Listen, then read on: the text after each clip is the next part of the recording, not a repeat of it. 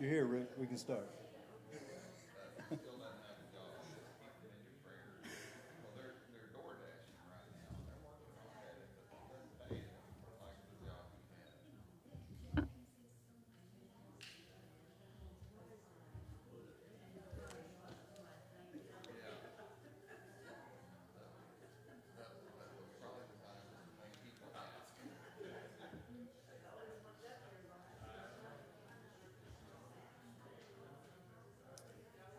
Good morning, everyone. They put a chair up here, and I thought, man, I've never seen anyone sit down at the pulpit before. Trying to figure out, should I do that or not? I'm telling you, I want to try it, but I like to move around too, so I don't know what I'm going to do. It's good to see everyone this morning. Of course, most of you know that Boo is out of town. I think he's in New Mexico today. And so he'll be back next week. I am not going to continue his Philippians series. He showed me his outline. I said, I'll pass. I'll just do my own. It'll be a surprise today. And so that's what I'm going to do. I've been thinking for some time. I wrote a news article a month or so ago for my India Missions newsletter.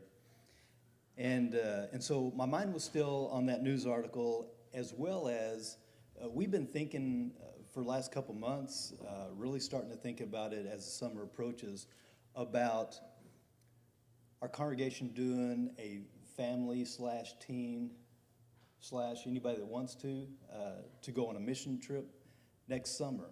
We're thinking about a couple different places. Got a couple places in mind, and we're still trying to leather a little bit of that out of where, probably somewhere in Central America or so, Honduras or Mexico or someplace like that. I would love to say India, but that's a hard trip, guys. It just is, especially for teenagers. So, with that in mind, I'm going to do something a little different. This message isn't going to be necessarily to you, but I wrote this news article about a congregation in Hamilton, a little small town in Texas, Hamilton, Texas. This little 15-year-old boy, and I get this a lot when I travel around and speak to congregations about our work in India. This little 15-year-old did something that mostly retired people ask me after the message. He says, I really want to be a missionary. I don't get that from teens much, rarely. And he kind of caught me off guard, and his parents are standing right behind him, and I tried to pat him on the back and encourage him, say, good for you, and tried to give him a couple of pieces of advice. And on my drive home, Diane and I were talking about that. And I started thinking about a dozen things that, man, I wish I could have told this kid this. This is what, when I was 15, 16 and took my first mission trip to Iowa, by the way, I wish I would have known some of these things. And I wrote them down, I put them in the article, and I was still thinking about that article. And when Boo asked me to do this, I thought, guys, we're about to go on a mission trip. Some of you, I hope many of you, as many as you want. And I'm going to ask you, and I'm going to begin the class with this. You have an audience in front of you.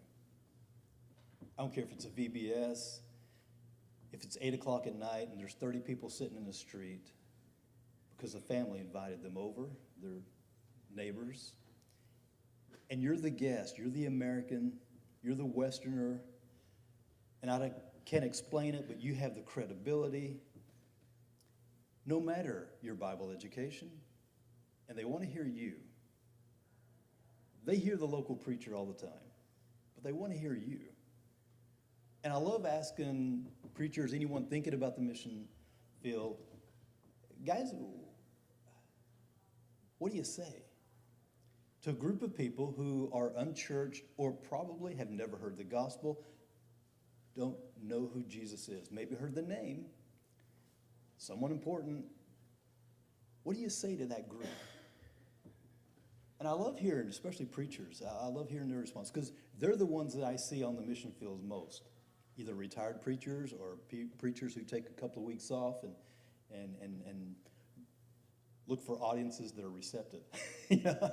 And so with that in mind, I told Boo, I'm going to give you a sample of what I do. I know it's to a mostly Buddhist or Hindu or Jain or Sikh audience, some Muslim. But I just thought, I'm going to give you a sample of kind of what I do. So if you're thinking about going and to the mission field, what do you say to a group that doesn't know anything about the Bible? And I'm going to give you, this is just a jumping off point.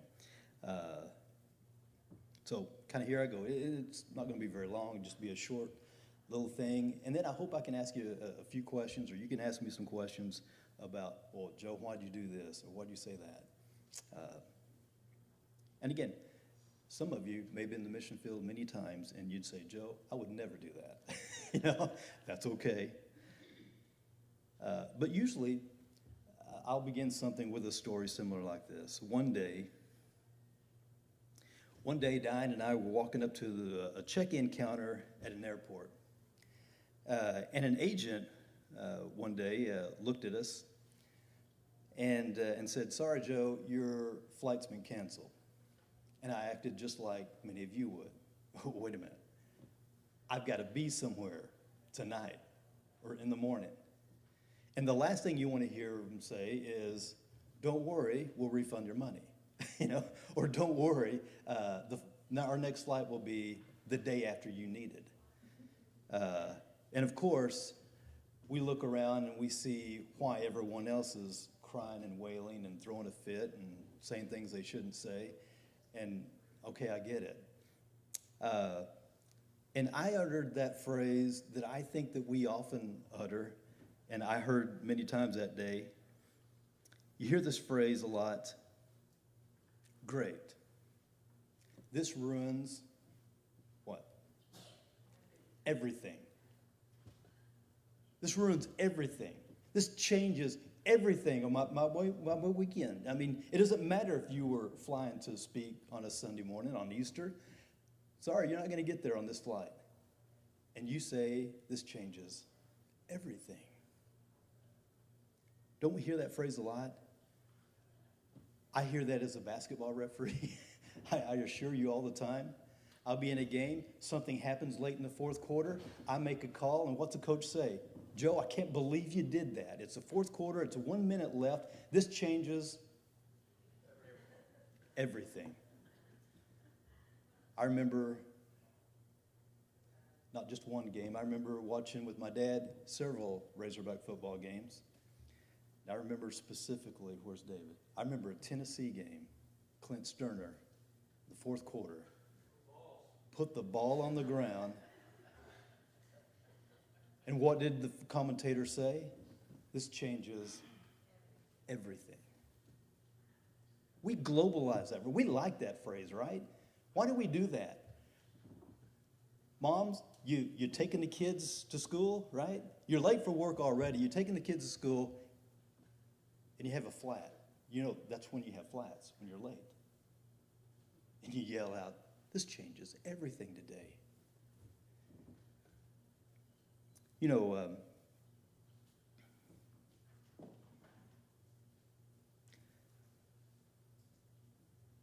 Did it really? Did it really change everything? Even though we say that, even though we like saying phrases like that, globalizing things, situations, frustrations like that.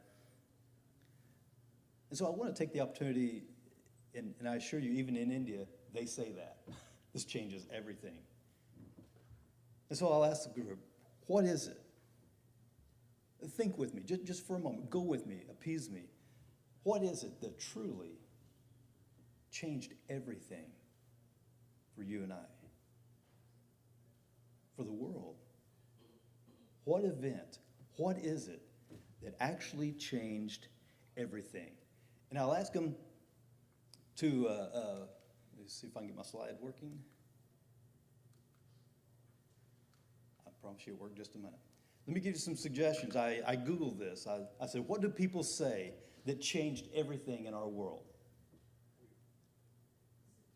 Yeah, about 3500 BC, some historians say that is what changed everything.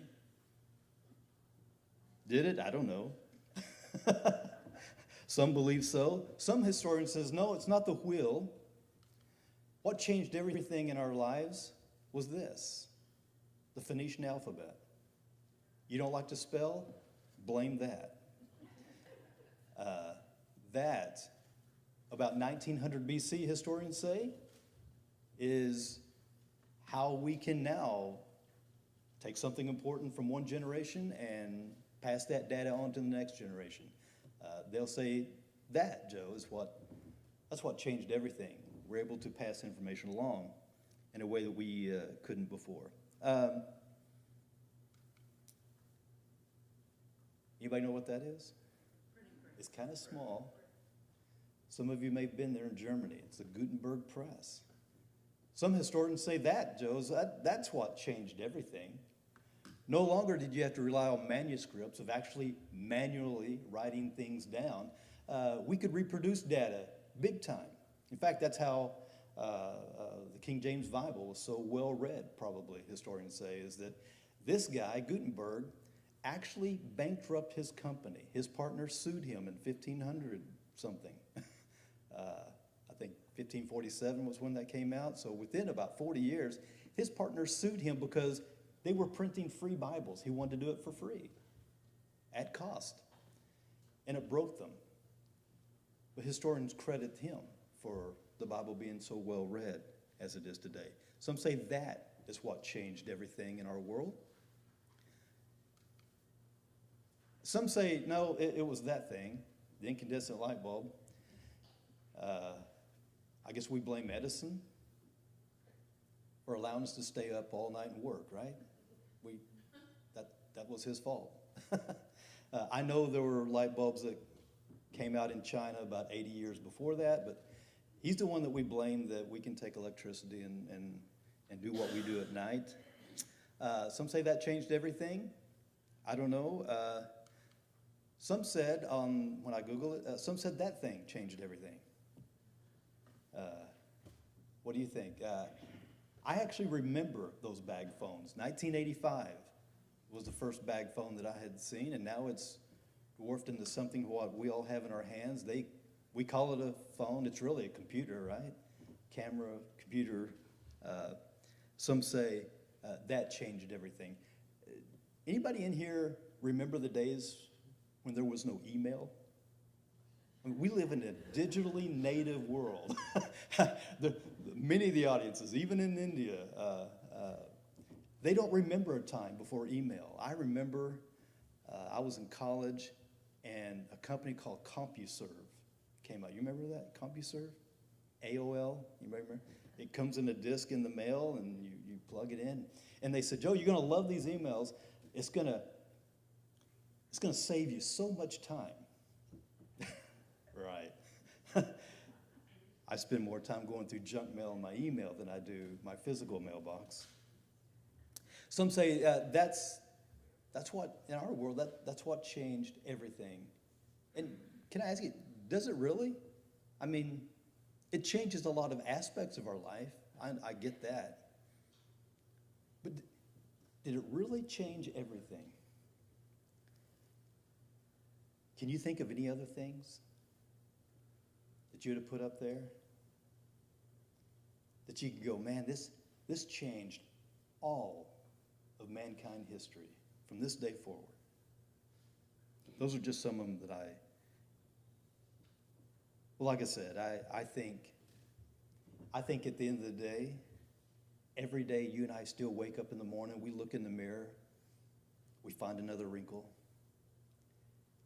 Every day, I hear that whisper, hey, Joe, did you hear the news? They said it's cancer. Babies are born. People die.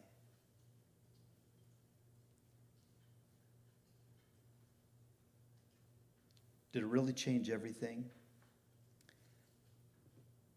I want to share with you. I want to read something to you that I recommend that for us human beings absolutely changed everything in our world and for the world to come. And so I'm going to read to you a book. It's found in Mark 16. It's backed up by the Roman government, has a history written down, documented that what I'm about to read actually took place.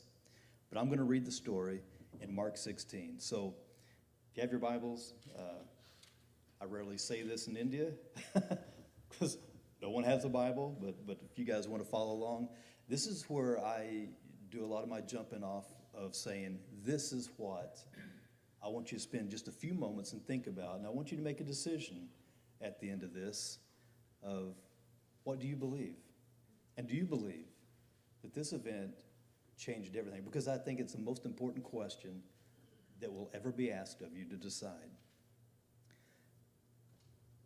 In Mark 16, the first 3 verses say this: "And when the Sabbath was past, Mary Magdalene and Mary, the mother of James and Salome, bought spices so that they might go and anoint him. And very early on the first day of the week, they went to the tomb when the sun had risen, and they were saying to one another, 'Who will roll the stone away from the door of that tomb?'" I pause right there. Got to give you some context. There's this guy named Jesus who did a lot of wonderful things. He did some miracles. He did things that were just unbelievable, that people just, who is this guy? And he claimed to be the Son of God. And he came into the city of Jerusalem, and people that were following him hailed him, they praised him, they wanted him to be king of Israel. And he told them, guys, listen, you don't understand what kind of king I'm going to be. It's a kingdom not of this world. One day, I'm going to die. They're going to bury me, and I'm going to raise up out of that grave. I'm going to conquer death in 3 days. No one seemed to believe, not even these ladies that went to do what was natural then, was to anoint the body. You know what was customary of that day? And I had to say this, especially with the Hindus, because they don't bury anything. They don't bury anyone. And I say the custom of the day was to do this.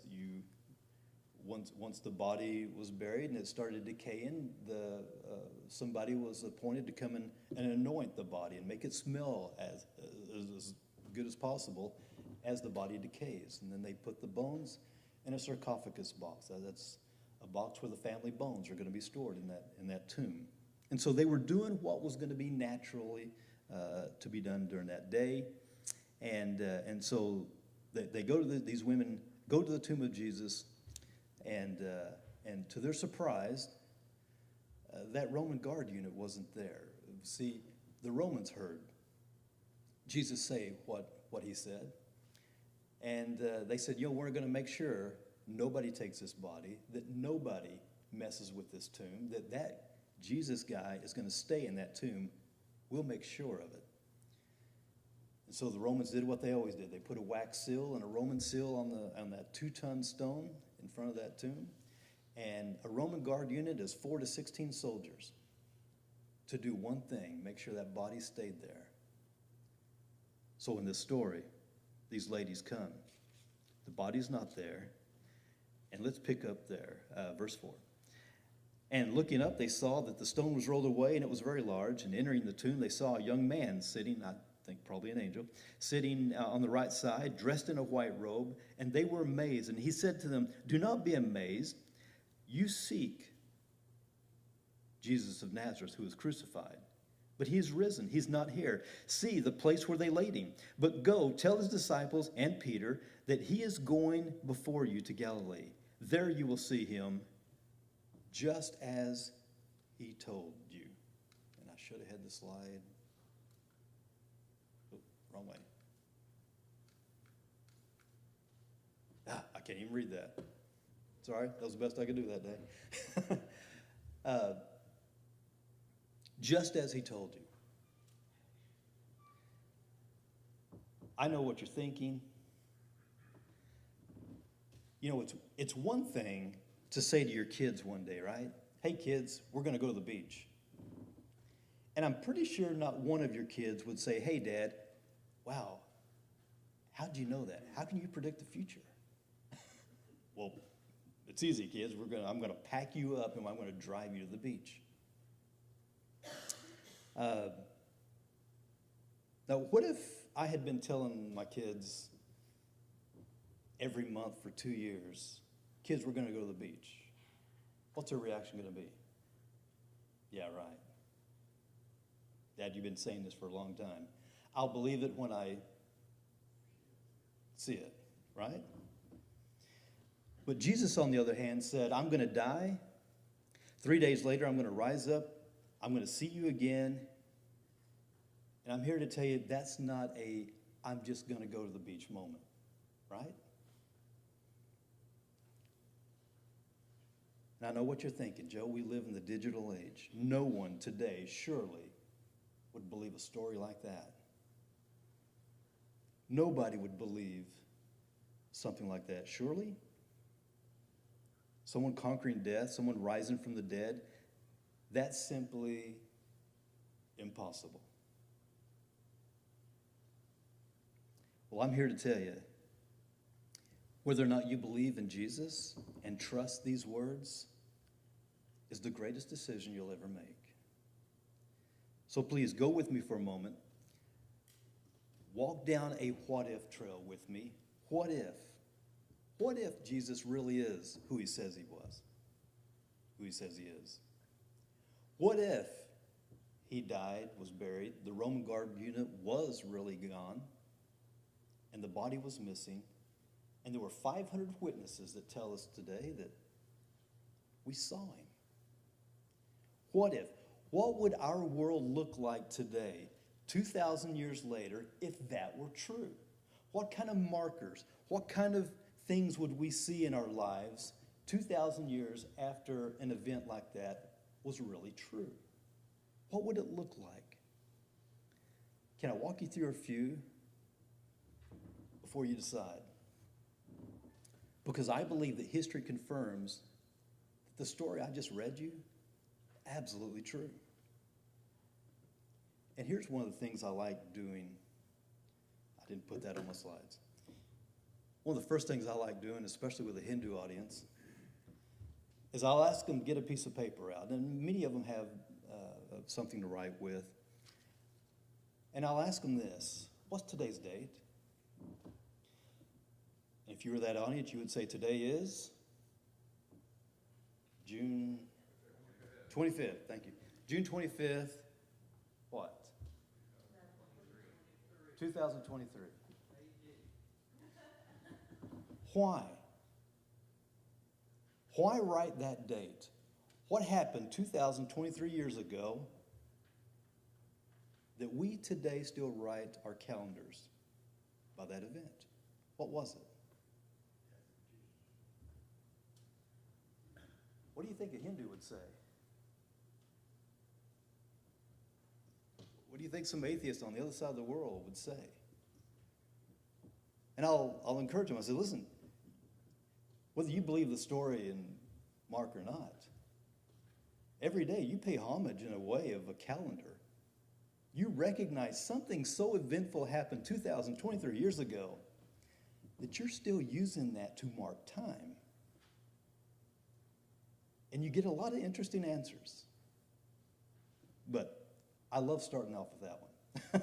Because even in India, they'll write checks. They'll write things. They write the date every day without ever thinking why. So I want to take their minds and go, let's just start with the basics. You told me today's date marked in time by Jesus. Jesus happened. That's what happened.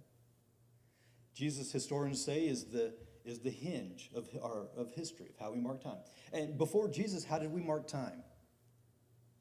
The 3rd year of Nero, the 2nd year of Caesar. Time was secular. It was whoever the world ruler at the time was. Historians go back and go, well, it was in the 16th year of this guy's rule, right? Isn't that how time was marked? I want to press the idea,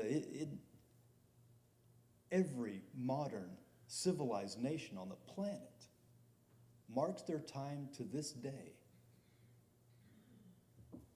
by something that happened 2,023 years ago. I find that amazing. That would be one of the markers I would think would be there 2,000 years ago if that were true. We would mark time still by that event, the empty tomb. There's no figure in history, secondly, there's no figure in history that has more commentary, more books are written, more essays are written than Jesus' teaching. That's not even debatable. Even in the art world says if you were to somehow to magically make disappear all of the art that had nothing to do with Jesus, that would be about 50%. All of the world's art is centered around Jesus and his teaching. This is one of my favorites, education, because this really hits Hindus. Education. What was education like before Jesus? You guys know? What would you say? Who was the only formally educated people before Jesus? First of all, at least in the East, you had to be male and you had to be wealthy. And even that was a small percentage. Nobody was demanding public education before Jesus. Why after? Just soon after Jesus' death,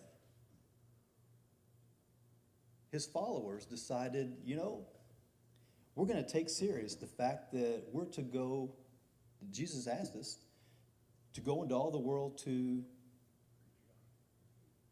teach. Preach, teach, go teach. On a large scale, that had never, ever happened. In fact, to this day, our universities, the greatest universities on the planet even today, you know what their original mission was? You been to Oxford, Cambridge, Yale, Harvard? You know what's on the, first of all, university stands for one truth, right? That's what university means, one truth. They were there because some Christians decided we want Jesus to impact this community, this country, this world. They were established. It's hard for me to believe. Harvard and Yale were established to teach the gospel to the natives in their area. It stunned me. You go to the front steps of Oxford, there's a quote from the Bible. A quote from Jesus. Well, man, how can this be? This is Oxford. To say that Jesus and his teachings impacted education, for those of you historians, I know Jay would know this. Anybody know what the very first, and I know I got some teachers in the audience, the very first law that mandated public education in the United States, you remember what it was called? 1647, state of Massachusetts. The law was called the Old Deluder Satan Law. The first mandated public education in the United States.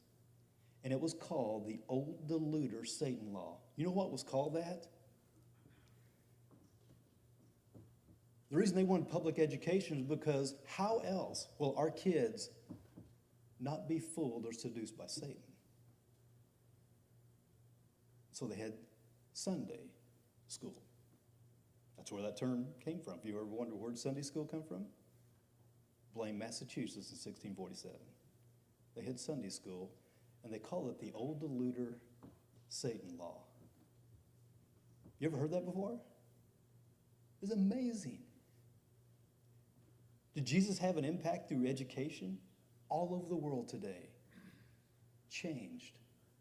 The way we educate, because Jesus said, go into all the world and teach. Here's a couple more. After the death of Jesus, there were 3 major plagues that happened right around the first century. And I went back and did some study on the history of hospitals, and I know that there were hospitals scattered around even during the first century, but there weren't many. Jesus and his disciples took serious this idea of compassion. In these 3 plagues, right after 60 AD, Rome had a serious problem, and much of Europe at the time, in Asia Minor. And as these plagues come through, do you know what happened to a family member that contacted one of these plagues or diseases? And this hits home with Indians because they still do this. We still have leprosy colonies in India. We have churches in leprosy colonies. There's a reason there's a leprosy colony. You know why? Nobody wants these people. Once you get sick, once you get ill, nobody's going, call a doctor, call 911. There's a place in our colony specifically to get you out of our sight. In the first century church, one of the first things that they did that turned their communities upside down is they wanted to have a hospitality room, which later became hospitals. And it was a place it was a little shed. And this is the way they still do it in India. There's a shed in that part of the community, of the colony. Usually it's on a canal or a riverbank. And there's just a bunch of sheds, and that's where you're placed. It doesn't matter your age, if you're 6 or 60. If you're sick, you're diseased, you're plagued, you're going to one of those areas.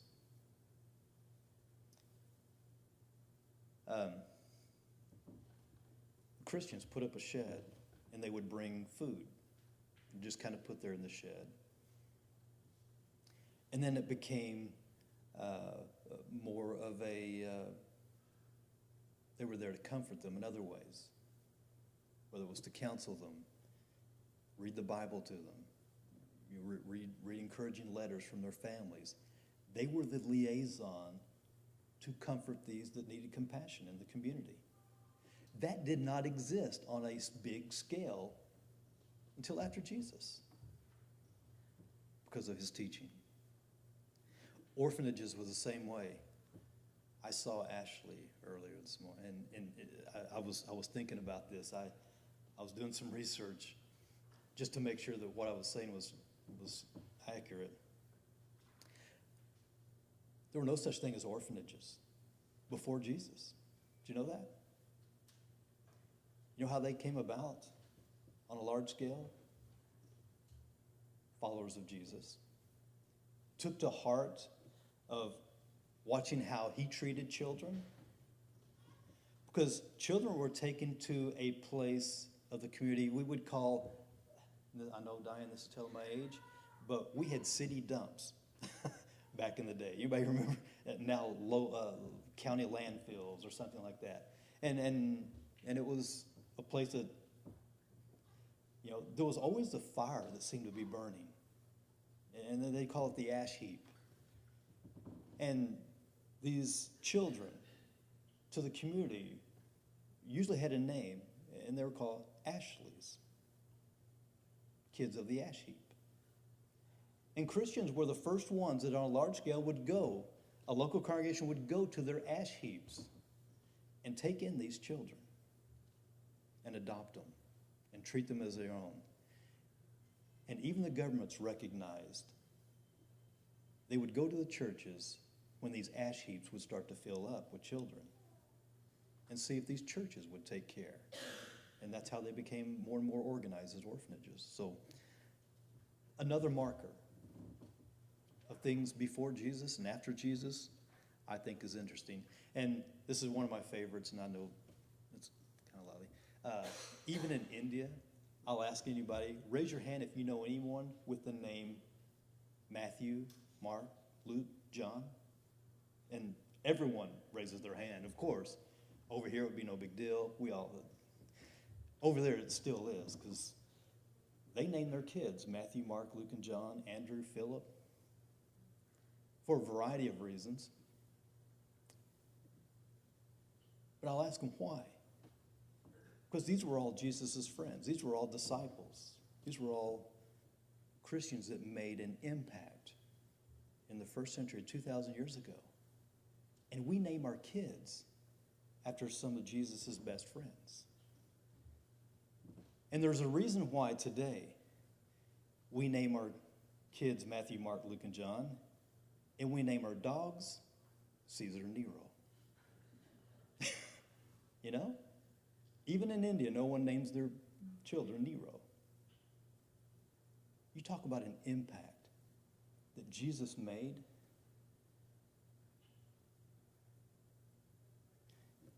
Some of these are some of the impactful things I think you would expect from a world 2,000 years after an event like this happened.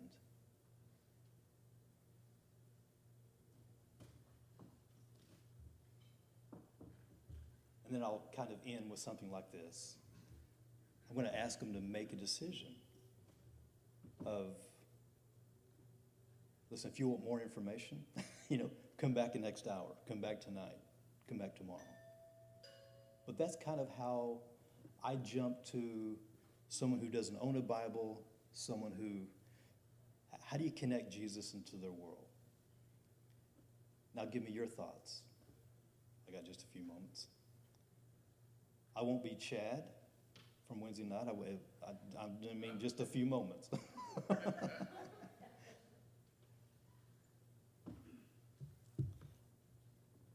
Any thoughts? Can you think of any better examples? Has anyone actually been on a mission field and with an audience like this and has a go-to lesson or talk? Diane?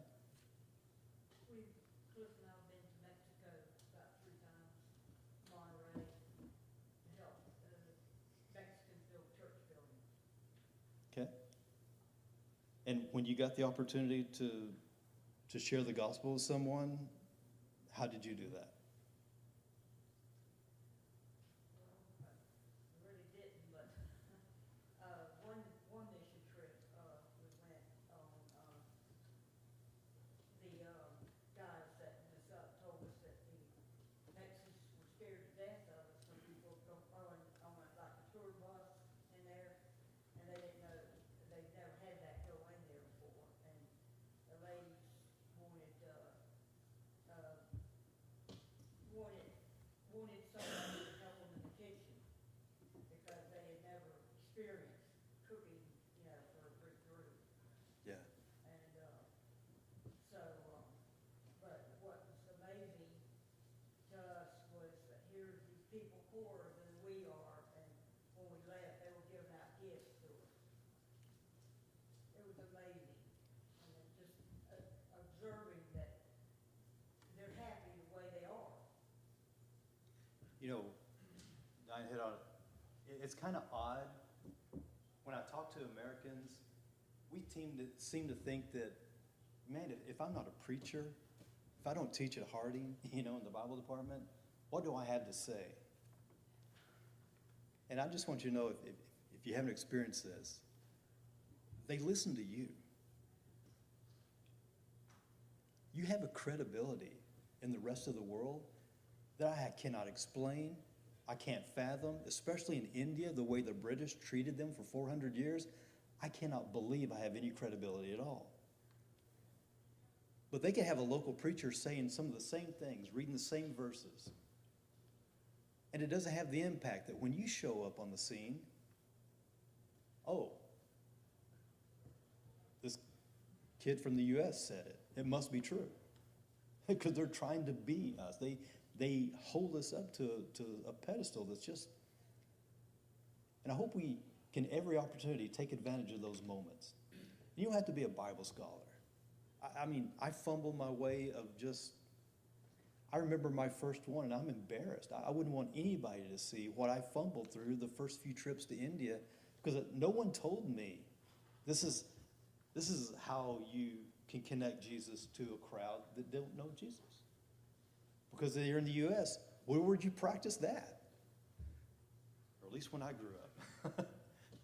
I heard a stat not too long ago that even at Lakeside, the unchurched children at Lakeside, 40 to 50% have never been to a Bible class. That kind of shocks me. So I just wanted to take a few moments and let you see, this is kind of a small sample size of kind of what I do. I've hear people go to Mexico, and they'll start out with maybe Acts 17. Anybody remember what happens in Acts 17? Paul goes to the Areopagus. Remember the scene? He says, guys, I see that you're very religious people. There's idols everywhere. There's gods everywhere. Let me tell you about the one that you don't. And that's kind of how he jumps in. I hear that a lot. When I was a kid going to Iowa, I loved going to Romans. And I would just start Romans 1 through 3. And if you had time, the first 6 chapters. And if you had really a long all day, the first 9 or 12 chapters.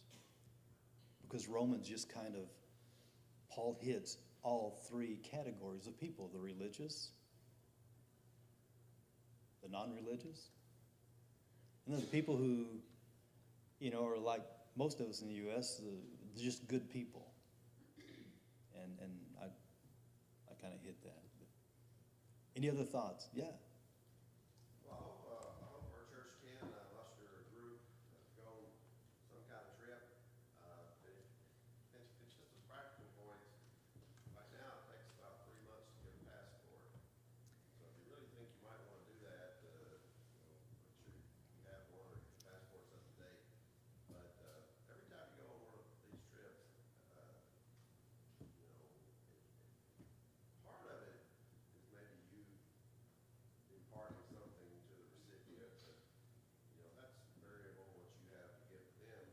But it's absolutely astounding what it is that you gain personally from the experience.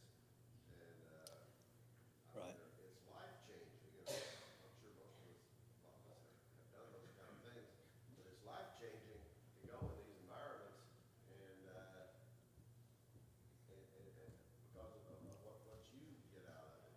I mean, it's just seeing how other people live makes you appreciative of what you have here. I remember, my first time I ever did anything like this, I think I went to Nigeria when I was in medical school for medical things while I was administered out of Cersei. But I remember we would work in the hospital during the day. On the weekends, we go out and do things. And I remember you drive, and then you couldn't drive anymore. You had to walk. You go down this little trail, get to the end of the trail. I remember this little guy, little people, and they were the sweetest people that you could imagine. And anyway, this guy sees us coming, our group of 2 or 3. His eyes get real big. You go in, and literally living in a hut. He's got a wore out rear seat from a Toyota minivan, as his sofa in his house. Yeah. That's his furniture. He's so proud that you come to visit him. But so you've gone all this way, and they know about you too. They Right. know about your culture. And Right. so he runs in his house when he sees you coming, and he comes out with a prized possession, a bottle of Coca-Cola. Oh, yeah. I mean, because he knows that that's something that you're familiar with and that you don't want to drink his water. Right. Right. And you come a long way and you're thirsty, and he brings you this Coca-Cola, which to him, that's a valuable possession. I mean, he may not even like it, but it cost him a lot. Absolutely. It wasn't just, for us, it's nothing, but for him. Anyway, there's just so much. So I hope we can. So let me continue with Martin. Martin's exactly right. Anyone that would think that they would ever want to do this, man, it's a life changer. You'll be so glad. You can fumble up a talk. You can just making relationships and connections the way that the local church can't do. Because Martin's right. These teenagers we see in India, in Asia, they know all about you. They know your slang. They come up to me and say, hey, Joe, show me, they want to show me that they know the new handshakes. They watch YouTube. They know, and they want to be you. And in Eastern culture, in their minds, they're thinking, you must have lived life pretty righteous the past 1,000 times, or you wouldn't be a Westerner. And so they hang on your every word, and they want to know you and get to know you. And that is so valuable in connecting with those local churches, and you won't regret it. If you absolutely can I let this be a prick the heart moment of think about doing that. Whether it's just you and your wife, you and your kids, they'll never forget it. I know I didn't mind. I'm out of time. Thank you so much. Thanks for your attention.